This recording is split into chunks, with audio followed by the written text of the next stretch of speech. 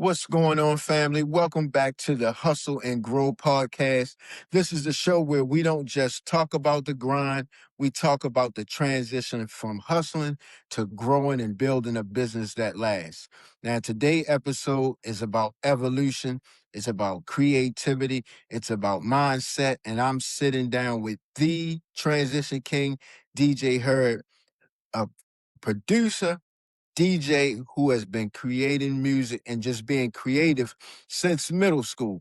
Ever since I've met him, ever since I've known him, he has been ahead of his time, always ahead of the curve, always ahead of the trend. So we want to welcome the Transition King, DJ Mr. Hurd, to the Hustle and Grow podcast.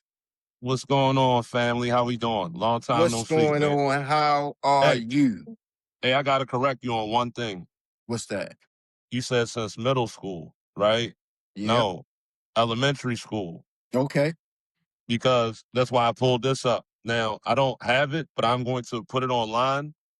In elementary school, I did a show and tell, and I created this in 83 or 4. I created a controller because that's what I wanted. I was like, it'd be cool if we just had like a controller as opposed to having two turntables and a mixer. Now I Right. had the actual picture, but I'm just saying I was on that type of stuff back then. I wanted futuristic when it wasn't ready just yet. And then when this came back out, that's when I started DJing again. So that was huge. You know what So I mean? while the rest of us was bringing in He-Mans and Castle Grayskulls for show and tell, you was bringing in DJ controller boards, producer You know who controller boards. you know who messed it up for everybody? Gem and the holograms, right? Because they was futuristic. They was talking on a pager. They could see each other. And Right. then when they would perform the songs, the DJ didn't have it's a cartoon, so he's not gonna have real turntables and whatever. He had something that looked like a controller. You know what I'm saying? So I was like, oh, that's what I wanted. And I wanted the two-way where you could see somebody, which is FaceTime now. You know what I'm saying? Like, but George Jetson and them, I've always been into that, the future. You And know what I it's mean? it's interesting how cartoons have always predicted the future. You look at the Jetsons, um, and they were already doing FaceTiming and all that kind FaceTime, of stuff. pressing one button to do something that used to take forever to do. You know what I'm saying? Like self-controlled cars. You know what I'm saying? Like it's crazy. Robots. You know what I'm saying? So Now, speaking of ahead of its time, for those who don't know, the way that we met back in 2012, I launched the first iteration of YouHaveToListen.com, which was a streaming platform. And a mutual friend of ours, Sean, Mr. Indeed, what did he go by then? The CEO the at that CEO, time, I Mr. think. Dixon. Yeah. He introduced us. You checked it out and you came down and said, hey, y'all got something going, but it don't sound right. And you came and you fixed our sound. You educated me on mixers and mics. And I always give you credit to anybody that I talk to about doing podcasting or streaming or anything like that for educating me on quality. A lot of times people get caught up in content and just what they want to talk about, but the sound, the visuals is doesn't match with the quality that they're trying to put out. They could have quality content, but the sound and the visuals don't match. And that was something that you put me on to very, very, very early on. So I always owe you a debt of gratitude for that. Well, I mean, I appreciate it, but without you having that platform, a lot of things wouldn't have happened. You know what I'm saying? So like you created a platform. Somebody created something that I was drawn to, and I was the perfect person to be there at that time. You know what There I'm you saying? go. Like I had nothing but time and energy, and I was like, well, so many other people had radio stations, and I was like, they were on these cheap apps. They weren't real radio stations. You know what I'm saying? It's not a Yeah. real radio station if you're on, I'm not going to say the name of the app, but something app, and then that's your radio station. Nah, what you did was it was youhavetolisten.com, right? So Right. that was cool because it was cool to be Transition Kings under youhavetolisten.com. That was a real brand as opposed to we're on the same app that a million people in the world are on and we got a thing on there. So that was huge. I wanted us to be different. You know what I Yeah. mean? No, it definitely set us apart from a lot of people. I tend to, like you didn't want to mention any names. Sometimes I tend not to want to go into all that. Sometimes I don't want to do what people say, toot my own horn, but sometimes you have to, because you said when we talked not too long ago, we were 5 years ahead of our time. We were streaming before you could pull out an iPhone and start a stream. So I kind of, when people say I'm streaming now, it's like, oh, okay, that's cool, because you can just pull out an iPhone. We had to do a whole lot more. It cost, Yeah. you needed way more software, you needed way more knowledge, you needed way more equipment back then to stream. So I the mean, whole landscape was different. it was hardwired. And then if I don't know if you remember me, Bar, and Kelly went to DC to do the show at one point because they had an actual station, actual radio station. You know what I'm Yep. saying? Whereas though, and then me being there, that's when I was like, oh, we can do this back home. You know what I'm saying? As opposed to having to drive to DC twice a week to do a show. You know what Right. I mean? Right. And that spawned Transition King Radio to have its own app and be a whole nother brand on its own. Shout out to Bar. You mentioned Bar Cardi. Shout out to Bar and International Kel. So we did some amazing things. Again, we were ahead of our time, but it's a perfect setup for what's happening now and what we're able to build, to still build off of that. For a while, I was like, man, we was been doing that. Now that ship has sailed. But as we see, it has not. Hey, But I was feeling like that 7 to 8 weeks ago as well. You know what I'm saying? But I feel like me, you, and a lot of people that were a part of that situation have a new energy now. You know what I'm yeah, saying? A very new energy. So yeah, no, I definitely, I keep saying it's like the start of this year was like the start of 2013 mm, for me. The start of 2013 was really, it took off. I don't know if you remember, but in January 2013, you shot the video for Lord Baltimore. Down oh Fells wow. Point in the cold. Yeah. It was In the cold. cold. It was New Year's Day. So we started the first day of the year off working. It was New That Year's was on Day. New Year's Day? I didn't New even know Year's that was on Day. New Year's Day. Yep. It was New Wow. Year's Day in the cold. Um, Mm. what Curvy Coy was the model in the video. She was Mhm. out by the water in a fur. So we all were on getting our grind on at the time. Nah, that But was a cool video. I wish, knowing what I know now, I wish I had the know-how that I have now. Cause I love that song. You know what I yeah, mean? And I love the treatment that we had for the video. The video was perfect. We yep, just, if the cameras was better and then my editing skills at that time. You know what I mean? yep. But that's So okay. Now you've been DJing, rapping, producing since, now we're gonna correct that, since elementary school. So elementary school. elementary. Elementary school. So now take us back to that version of you and what first put that passion, put that battery in your back. To be honest, obviously the first person that I loved when it came to when it came to music was Michael Jackson, right? Okay. Like most, all right, Michael Jackson and Prince. I had a I had a Fisher Price turntable, right?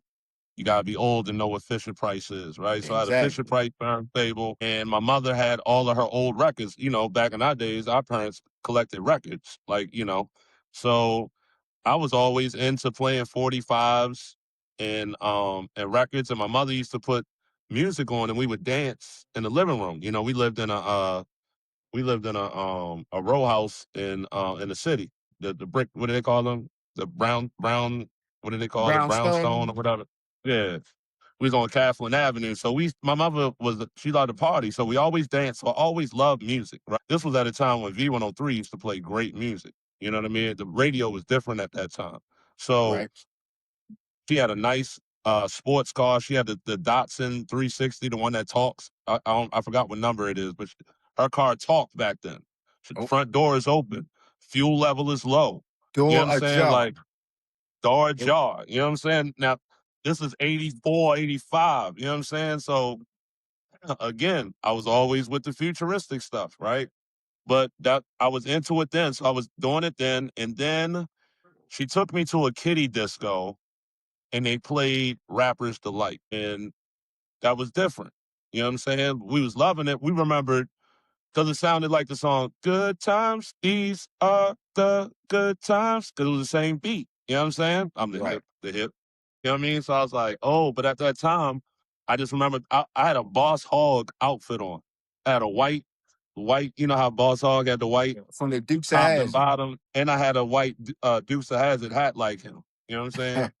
So I was dressed like Boss Hog, and I was there, and I remember that was my first time like really knowing rap, and then Dougie Fresh and Slick Rick, the show, not even Lottie Dottie, because I got put on to my cousin. My cousin lived in the city. Now I grew up in the city first, but I moved to the county by the time I was like 8 years old. So my cousin lived in Emerson Village. So they around.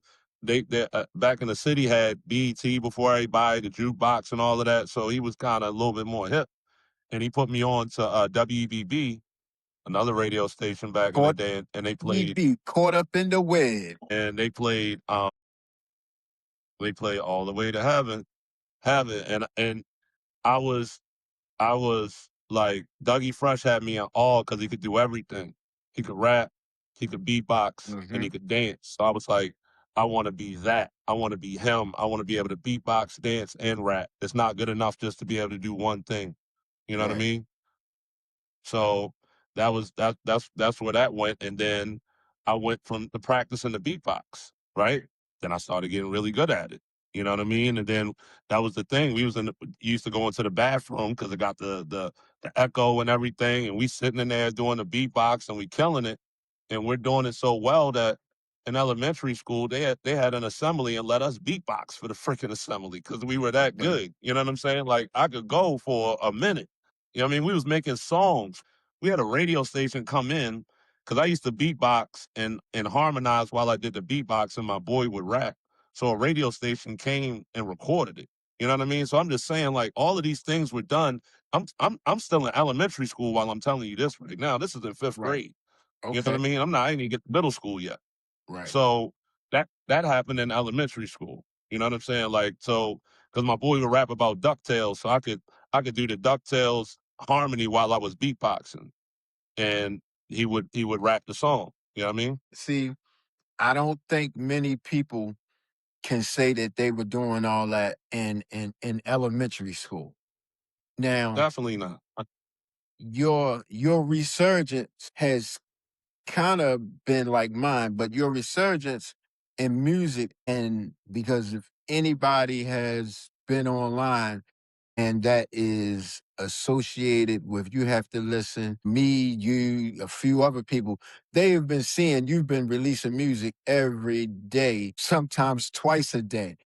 um a lot of creatives have been struggling with the changes that's going on in the music industry, but you've seemed to be able to lean into it. What made you decide to embrace AI instead of fighting it? Well, last year I was a physical education teacher, right? And one of my coworkers, he always used it, right? And I wasn't into it yet. I'm like, you don't know how to think for yourself. You just going to just, you know what I'm saying? Like, then one time he wanted me to edit a video for him, and he said that the Chat GBT had drawn up the treatment for him. I'm like, what? So then he sent it to me, and I was like, oh, this does all that. So I said, all right. I started using it to track my son's um uh his workouts to see if I'm doing the right thing. I'd ask it like, hey, he's doing this and he's moving like this, and they're like, oh, that's perfectly fine. So that's how I was talking to it for the longest. You know what I'm Gotcha. saying? So then I was like, you know what? I kind of like this. So then I just started asking it different things, and I didn't know it could do what I was asking it. And then one day I said, hey, do this or change this. And I was like, oh, shoot. I was like, so now I don't have to be the greatest digital artist in the world. Now, exactly what I see, as long as I can tell you the way I want it, it's going to pop up. Knowing that I took effective writing and creative writing in college. Oh, perfect. Right. Because I know how to write. I know how to write with a lot of detail. You know what I'm saying? So without a lot of junk in it. So that's why. Then I was like, all right. So now, because I used to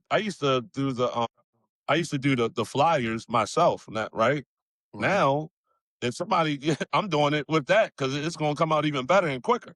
You know what I'm Yeah. saying? And then it's all about it's all about workflow. That's really that's the word, workflow. That's why I'm great with the AI, and I'm happy for it, because what people don't know is when I started off DJing, right, I had a Korg N364, big ass keyboard. This is a mini keyboard with drum pads and everything. You Okay. know, this is the new world. But and I was really good with it, right?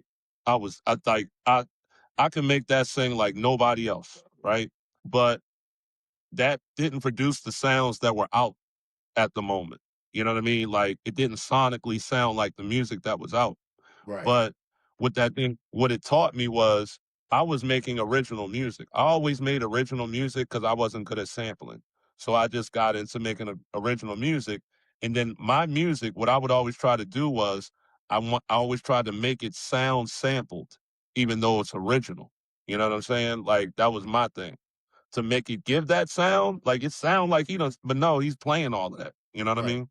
Now, So, but yeah, the AI, it just increased my workflow. But we're gonna get deeper into that when you get deeper into those questions.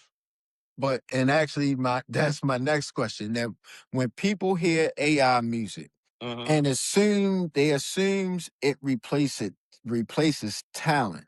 But from your Mm. perspective, what are they missing with AI music? No, it levels the playing field. It does not replace talent. Now, maybe because when it first came out, people tried to sell it the wrong way, right? People tried to make AI artists and sell you an AR artist by himself or herself. You know what I'm saying? Like, no, that's not what I got going on. You know what I'm saying? I've walked. I'm Jim Henson, and the AI is the Muppets. Okay, I'm pulling the strings. Now, what the AI allows me to do, it allows me to bring in $1 million engineer. It allows me to bring in session musicians. It allows me to bring in vocalists, right? To get out my ideas, right? So when I look at these songs that I make, it's not about it. That's a Blanchard Hurd song. You know what I'm saying? Right. That's not an AI thing. They just brought it to life the way that I heard it. That the only way that could happen is if you fly me to California to a big studio and we get Mariah Carey, this person, you know what I'm saying? Something that is not going to happen tomorrow. You know what I mean? Right. Now I can create it, make it, and it can sound exactly the way I want to, and then it sonically hits the ear that with the industry standards. Now it just takes off. And once I saw that and knew that, I knew it was over. I was like, oh, we out of here, because they're gonna love the music. I just never could have it sonically like that. You know what I mean? Right. So with your process, once it's completed, who owns the music? On 100% of the music, because I produced and wrote 100% of the music. The AI just assists in the production process. But the AI didn't make the music. You know what I'm saying? And then that's what people are gonna see. Like and I'm gonna tell people the software I use, because I'm tired of people inboxing me like they on to something or something. You know what I'm saying? Like, yo, I see you using this. I use something called Suno, right? But the thing about it is it's like an MPC. This is an MPC, right? There's no sounds in this thing. There's no sounds in the Suno. You got to put the sounds in it. Right. Okay. There's no lyrics. You have to put the lyrics in it. Now, it can create stuff by itself, but you can tell the difference because it won't have that soul to it. Okay. When you listen to my music, there's a connection. You're hearing the different streets, the different landmarks. You're hearing, it's my verses. And then, especially people that know the songs, that's why right now I'm remixing songs. So you can see, like, oh, wow, okay, this really Yeah. is, you know what I mean? So, like, the new stuff that I like, the R&B album, that came out of nowhere. I was playing around with it and I made something good and I was like, all right, well, let me just stay in this pocket. And then I ended up making like 100 songs and then I picked 28. I was like, this is the shit. And then I'm sorry, I don't know if we curse on it. I then I started experimenting. Now the funny thing is I've only been using the thing for what 2 to 3 weeks, and I feel like I might be like the face of the company pretty soon. You know what I'm saying? Like I don't know if anybody's doing with it what I'm doing. And in those few weeks, I've seen several not comments on your posts or any posts associated with any of the music you've been putting out, but I've been seeing posts by different people critiquing AI work, period. What was it? 2 weeks ago, I released, and it's called AI for Hustlers. And it breaks down how you use AI for your small business. So it shows you how to take that hustler grind that hustle grind that you've been grinding, and to take that, use AI, and now grow a scalable business. Just like you said, the MPC doesn't AI doesn't hold sound. You have to input everything into it. Sometimes people refer to anything that is using AI as the cheat code, but you have to feed it. You have to give it all the information that you want to the relevant information that you want to come out. You have to input it in there so that it can do that. But someone who has no knowledge and nothing can't just sit down in front of an AI program and create something.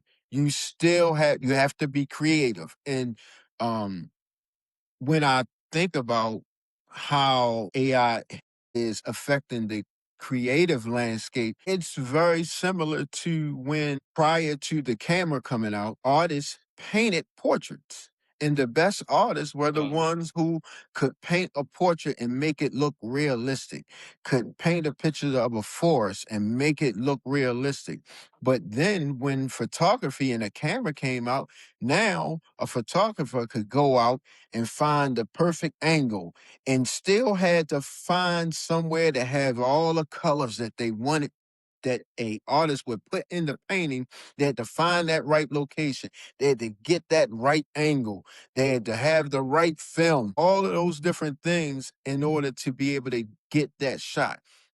That is what AI is doing for creativity now. It's nothing no different than what happened when the Well, invention of the camera. I look at it like this. All right, you saying the invention of the camera. I'm gonna tell you something that came out that we all have seen, right? And it made a lot of people a millionaires. Okay, I'm gonna say it real soon. Auto tune. Mm-hmm. Yep. Let's think about that.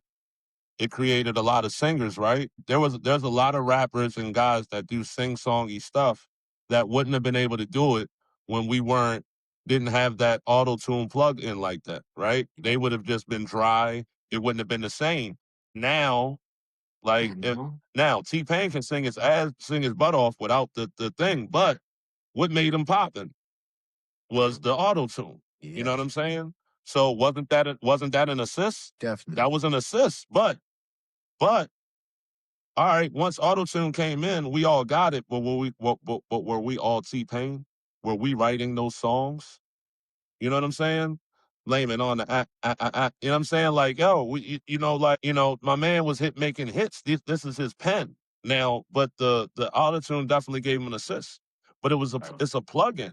So like I look at AI as a plugin. It's a new plugin. All right, like it's a new way to help you get the product out that you need. Like, and I don't see the issue with that. As an independent artist, this is a game changer. We've never been able to get our stuff to sound like that unless you're just a great engineer and know what you're doing. And there ain't too many of us like that. You know what I mean? Right. Like, but yo, your stuff wasn't going to sound like Young Jeezy's first album. You know what I mean? And it's like, So, especially me being a DJ, right? Me trying to like sneak my stuff in the club or whatever. The only issue is that it doesn't have the same bang. Now, when I made Take Me Away back in the day and I had a video, I was DJing down Federal Hill. The DJ that was huge on doing the videos, he used to play my Take Me Away video, in his mix. But at the same time, it wasn't sonically on the level. It was a great song, but it just wasn't sonically on this level as the industry artist. So that's what I want people to understand. That's what Suno allows me to compete with whoever is out there now. So when I'm training at the gym, we got a nice stereo system. I'll put a playlist in since my stuff is up on Tidal and everything now, and I make sure that there's a somebody else song and then mine, somebody else song and then mine, and there's no difference. Right. I Matter of mean, my fact, songs sound better, but yeah. let everybody know the name of the album and where it is right now. All right, it's called A Baltimore Love Thing, and that's love LUV and thing THANG. You can get that on a Tidal. You can get that on YouTube Music. It should be going to Spotify soon. It should be going to Apple or iTunes soon. But you can get it right now on Tidal or YouTube, and especially YouTube. Everybody got YouTube, so Yeah. ain't no reason that you can't stream it or whatever. It's on YouTube. Look up Transition King or DJ Myzter Hurd. And I spell all my stuff with Z's. I know it's hard, but it also allows me to be distinctively different than anybody that might want to say transition on something. So, There you go. Now, actually, that goes right into my next question. Your brand is built around the word transition. What personal transition helped you sharpen you the most as a creator? Lifing. You know what I mean? Like, because I've created in different ways my whole life, right? There's always been different waves. And I started noticing that I really started thinking about that maybe like 3 or 4 months ago. I was like, I always have like every 4 years, I'm always coming with something new, right? When I met you, that was me coming back out at that time, and the new thing at that time was Charlie Rudo, right? That was new, and then the having the lineup with Theo and them, that was new, and then I had those Transition King shirts, and you know what I mean. Like I actually sold a lot of those the radio ones, even before I even got to you. You know what I'm saying? Like Right. I can't remember the timeline, but it was because you was starting to help us with the lineup. The lineup was around the same time that we started doing the music and everything. Yeah. Doing Around you got to 20 listen, but 20 I'm just saying, 2013. And then for those yeah. who So don't know, the lineup was what we see now. That was a video show you oh created man, in Theo's barbershop where you brought not just local but regional artists upcoming in artists doing to their to thing. freaking to free to get interviewed by the author Tania Stuckey, RIP to my baby, Yes, to my girl. definitely. You know what I mean? I'm gonna miss her, but she was so in the industry at that time. Like she was reaching out to people. Like we had a nice little buzz going, man. But yeah, now everybody's doing it, and then the difference between me even now and then, I was performing while the people were rapping. Okay. Remember, I was hitting the pads. So I was turning instrumentals into drums. You know what I'm saying? Right. Like, and you'll like, there's one that I have with Lord Baltimore where you really see it, where I'm hitting the twick drums and it's just crazy. And then I was using the sound effects on their voices while they're rapping. I mean, and then we were recording the audio into the system. So when we came out with the videos, it wasn't the audio that you get from just hearing it. No, it was the audio that was going into the mic, and wasn't nobody doing that at that time. Yeah. You know? When I talk about that, sometimes it goes over people's head. They don't know what I'm talking about.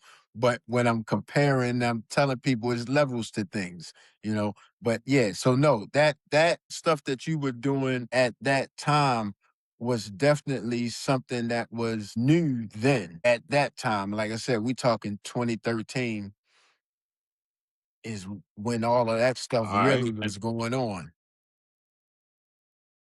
And then let's Every think of the day next. Go ahead. What you say? No, I was like, then the next wave was once I got into the studio with you, we was doing that thing for a while, right? But then I don't know if you, I mean, of course you remember, I had a bright idea like, hey, let's make a green screen room, right? Right. And we painted that wall. And then that was the next wave Yep. because I was the only one doing the green screen music videos. You know what I'm saying? Like, and they wasn't no, they was some totally out of this world kind of videos. They wasn't just your regular, you know what I mean? Like you just take out the background. Right.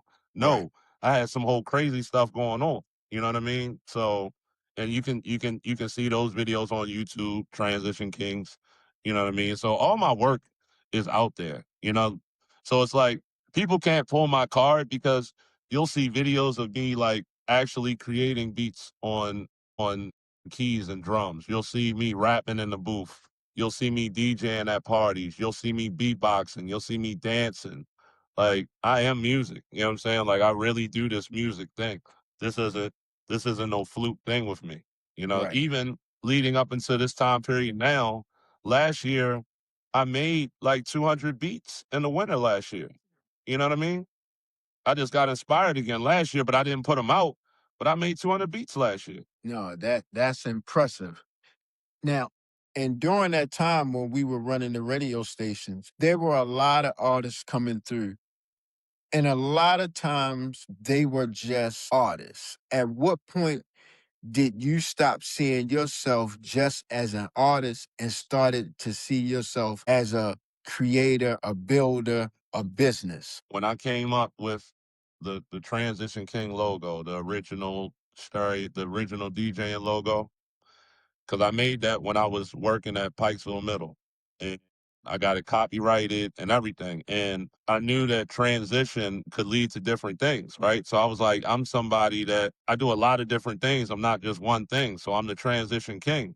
At that time, it was about DJing because I was DJing heavy. You know, I was in the club, so I was really nice at my transitions. People would always come up to me while I'm DJing, and they're like, "Dude, the whole night sounded like one song. It was like there was like your transitions are so seamless. It just is so smooth. And that was like the ultimate compliment. So that's why I was like, you know what? I'm the transition king because you had Nelly Nell, who was the blend king, right? And other whatever. So I was like, you know what? I'm the transition king. And then I was like, well, the style of basketball that I played was heavy in transition. And we played for Cecil Kirk. We were the transition kings. The name of our brand was the logo was our mission is transition. You know what I'm Okay. saying? So I was like, it was destined for me to be transition something. You know what I Right. mean? Now, a lot of during that time, um, and I can tell it was you were one of the people who were different that came through because a lot of artists that came through at the time, they didn't have their business or concept together. So I found myself doing a lot of being in playing an advisory role. You came with all that stuff already. It was already buttoned up, ready to go. So I definitely could see that you had already been on that. Now, let's talk about what you have going on now with the TK Collective, your collection of AI artists that we hear featured on the album. And I just can't wait for people to hear the other albums that's going to be rolling out after this first one. Talk about your TK Collective. Why was it important for you to create a collective instead of chasing the traditional label route? Well, I wanted to make a collective because, you know, one, people gonna keep asking me like, yo, who's that on that song? And who's this on that song? And who's that on that song? And the real answer is it's me. That's who's on every song.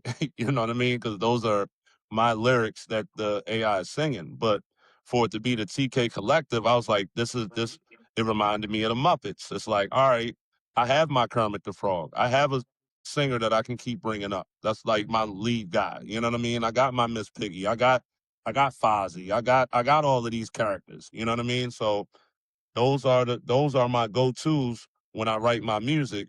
They're gonna bring it to life. If this was a cartoon, I mean it's almost like Alvin and the Chipmunks, right? You know what I'm saying? Dave is writing the music and the Chipmunks are the ones making the music.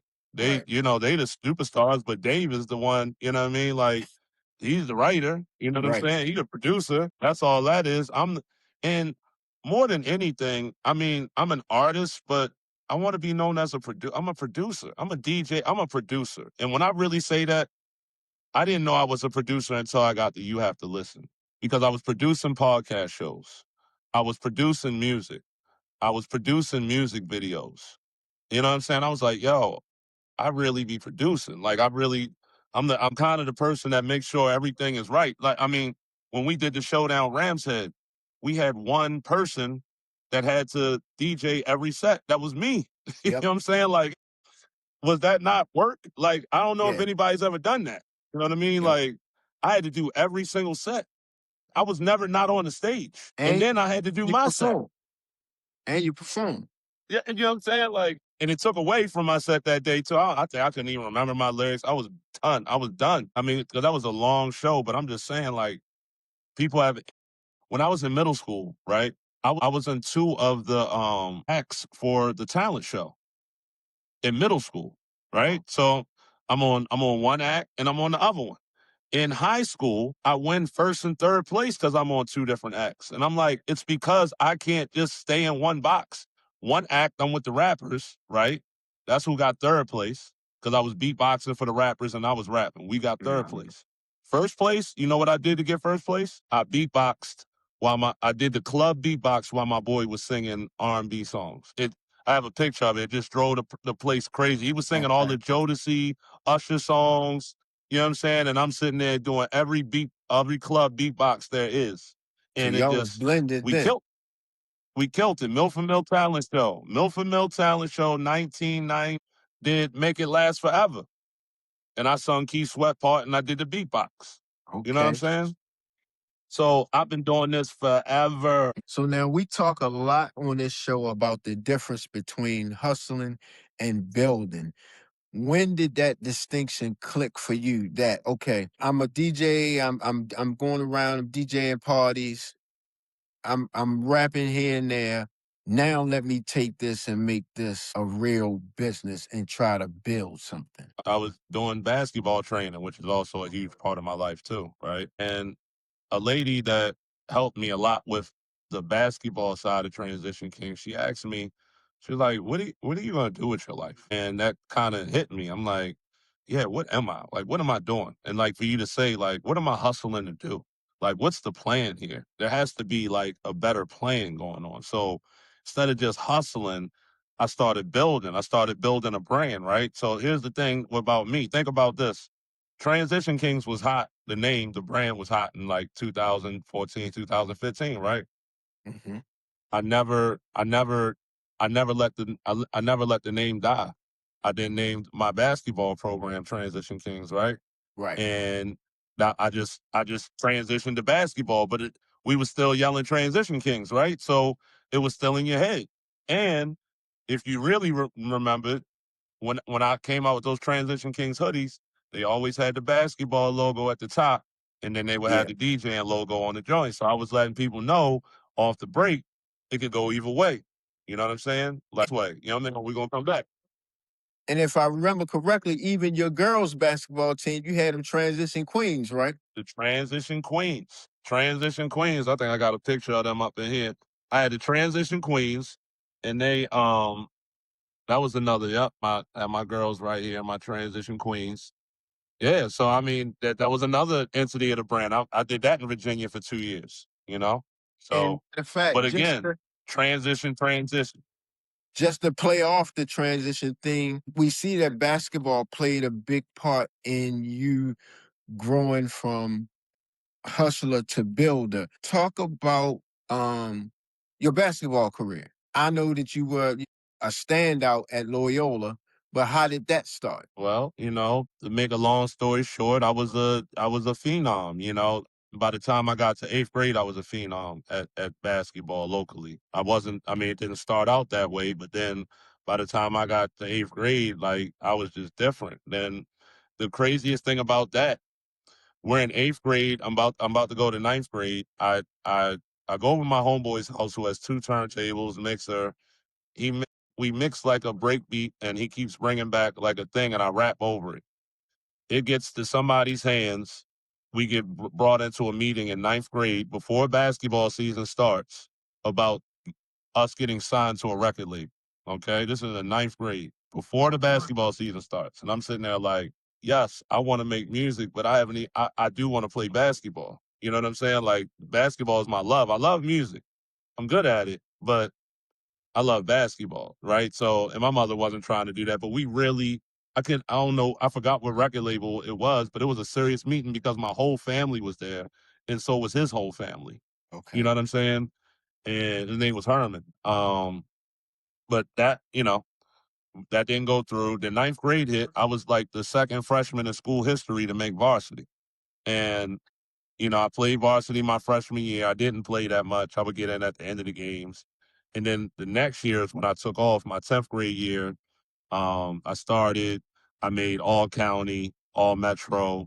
And then I was averaging like 16 and 13. And then my junior year, I got all metro, all county. We won the state championship. We went undefeated that year. I averaged 23 and 15. And then the next year, I averaged 30 and 18. You know what I'm Okay. saying? So it just kept, yeah, just kept On producing, getting better. So a lot, I'm very known for basketball. So I always use that in my raps because you know how like people that really were in the streets, they got that credibility, right? So I use the basketball in my raps because I'm like, the credibility is on 100 when if I'm right. talking about anything basketball. Look, I got this stuff in the background, right? And this Yeah, ain't there even you like go. one nothing of anything that I have. Like this is stuff that I've gotten over the past 7 years. This ain't the stuff from when I was a kid that's in, like broken up in like hundreds of it. So yeah, man. Basketball and rap were always hand in hand. Basketball and music were hand in hand. Another story. We go to high school. We go to California. We're at we're on Crenshaw. We're at this big mall out there. I forgot the name of it. People will know what it is. There's this huge mall on Crenshaw Boulevard. We're there. They had a music shop called the Down Low. Had a DJ in the shop. I'm freestyling for him, killing it. Right? Everybody's coming up to the store like, "Yo, who was that? Who was this kid?" He tells me, "Hey, Easy E is going to be here tomorrow. You should come so he can hear you." Okay. My coach tried to blow it off. My coach tried to blow it off. Make a long story short, I make a stink. We sure enough, we pull up. I get to meet. I met Easy E a month before he died Oh man. in California. That's Like you know what I mean? I Not never you not never told me me, that, so Easy that's a new E, one on my, me. my team. I know because I be forgetting this stuff. I be forgetting this stuff, and this is all real facts. Because I, to be funny, my friend Jada loves Snoop Dogg, right? So I had Easy E sign the poster for her, like, hey, because they was beefing. You know what I'm saying? Like, so she got the poster that I got for her from Easy E. You know what I'm Right. saying? Like, yo, this is a real story. You know what I mean? Like, it was because I was killing it at the Down Low at the mall freestyling. You know what I mean? So now, So I've always been close. I always talk about. so the album you have out now, Baltimore Love Thing, who Uh huh. is that for? And what should anybody who's listening now when they go to it, what should they expect? That is for, first of all, it's mainly for the 35 and up age group that remembers how music sounded when you liked it the first time you heard the song, not the 75th time you heard the song, right? Right. I'm bringing that back. I'm bringing that feeling back to where it's though I like this song the first time I hear it, not that many. The radio doesn't have to beat it in my head for me to like this song. Okay. Then I'm bringing back the R&B that the R&B's gone. Where's that new edition? Where's that high five? Where's that troop? Spread my wings. Like, it's just, you know what I mean? Like everything is X rated and nasty pop. I'm like, yo, there's other things to sing about. Right. So Right. this album takes place in Baltimore too. Nobody has ever made an R&B album that took place in Baltimore. Like I'm not in New York, I'm not in California. All of the stuff I'm singing about and the collective is singing about is in Baltimore. right? So you're going to remember our childhood. You're going to remember because I'm going to talk about going to Drew Hill Park. I'm going to talk about going to Painters Mills. I'm going to talk about going to Woodlawn Bowling Alley for Rock and Bowl. You know what I'm saying? I'm going to talk about the fashion show, Randallstown Fashion Show and Talent Show, Milford, Randallstown, the Milford Mill Swim Club, Liberty Road, the song Liberty Road. You're hearing about all of the stuff that Theo's, the Golden Dragon, That's one of my Greek Village. favorites on the I mean, come on, project. man. I'm putting y'all back. Yeah, so Putting no, y'all that back. Liberty And Road is one everybody of my that's listened favorites. to it, everybody that's listened to it tells me the same thing. They're like, I just get this nostalgic feeling when I listen to this album. It takes me back to a time. You know what I mean? And I don't know. Sometimes things just happen for a reason. I did not set out to make this album. I was actually making a drill album. I'm making like a, like a an album so so you could play it before basketball games. And if you listen to the album, the first song is cookout music. When I created that song, I was like, what is this? I'm like, yo, it reminded me of Cool It Now. It reminded me of hearing Cool It Now for the first time by New Edition. And I Hmm. said, yo, I think I'm on to something. And I just kept going, you know? It had me thinking about the movie theaters, the dollar movie theaters that used to be up on Liberty Road in the shopping center. Took me back to that. Took me back to pulling up at Greek Village, up there all night, Took you back to that. parking lot pimping. Yo, we lived on Liberty Road. You know what I'm saying? Like we used to go to Sunny Surplus and buy fatigues and army stuff like Hard. Carhartts. And then we used to go to Lionel Kitty City to get our toys. It used to be a Lionel Kitty City there. Then I think it turned to Toys R Us for a sec too.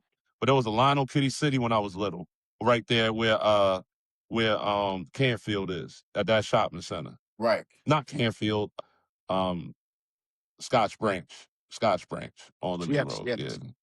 But so what's next for the Transition King? Got the music is going crazy right now. I got like 4 or 5 albums already done. I got another R&B album coming. I got rap hip hop albums coming. Now everybody's on these remixes that I'm doing. So people are hitting me up to remix their old stuff. If you got old stuff, you know what I'm saying? I got a nice little price for you. I can definitely turn your stuff into something epic. You know what I'm saying? If you have something hot, I can definitely take it to that next level. So we got the remixing going on, jingles. I mean, but a lot of more music is coming. A lot more music is coming, and it is because I've only gotten better. You know, even though I love this album that I made, I'm like, I'm 10 times better now. I can't wait for the next album to drop. You know, and a Right. lot of singles are out now too because my mind is everywhere. You like the song that you like, play that song. That's a disco R&B song, right? So that single is up now. You can get that anywhere. That's on iTunes, Spotify, Pandora, Tidal, wherever you go to do music. But I'm gonna keep putting up singles like that. Take Me Away is coming. Do-Si Do is coming. Do-Si Do is gonna be the newest craze because that's gonna be a line dance. Okay, we got that coming. And I got 2 Do-Si Do versions. I got the country version and I got the spring break street version that's coming. So, Okay. and I got a couple more singles like that. So the singles, the music, and then hopefully getting into the lab with your favorite artist. Hey, I know I can't wait. Some of those I've already heard. I can't wait to hear the second version of Dosey Do. Um, gonna have to get somebody to choreograph a line dance for that one. Definitely. But that's it for the Hustle and Grow podcast. We want to thank you for checking in with us. We want to thank the Transition King, DJ Mr. Hurd, the producer, the creator, the businessman, the entrepreneur for sitting in with us. And until next time, keep hustling, keep grinding, and we'll see you later. Appreciate you. Thanks, bro. Done deal.